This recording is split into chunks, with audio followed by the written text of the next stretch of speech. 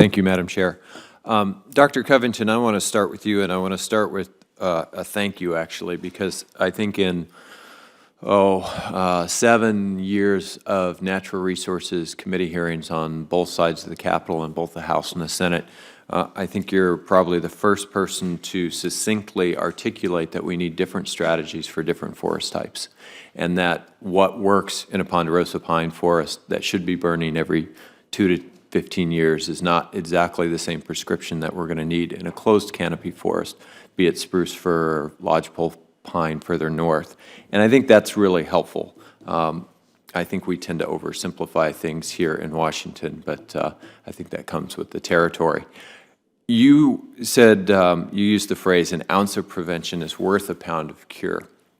And I think we all wish that everyone agreed with that approach. But one of the challenges we've had has simply been being able to show and justify the restoration efforts and show that they actually do pay off economically in the long run.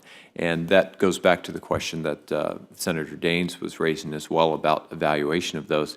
Can you talk a little bit about data capture and particularly once you're able to wrap things in, like the potential impacts to municipal water supplies and soil impacts, about the cost effectiveness of being able to do especially these ponderosa pine restoration projects rather than waiting for these areas to burn and starting from scratch? So quickly then, we have studies where we've approached this two ways. One is looking at areas that have already burned over, large landscapes, and then examining the portions of those landscapes that had been treated before with restoration treatments.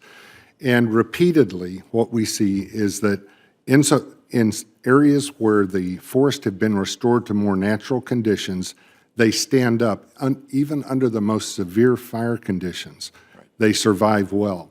Fires burn through the understory, and then once they get out of the treatment, they get up in the crowns again and run. These kinds of fuel breaks, restoration-based fuel breaks in ponderosa pine, we see have saved houses, have saved entire communities as well. In the backcountry, this works also to protect Mexican spotted owl nest sites and other highly valued portions of the landscape. So one way is an ex post facto, is to go out there, see what happens, and the evidence is overwhelming. It works.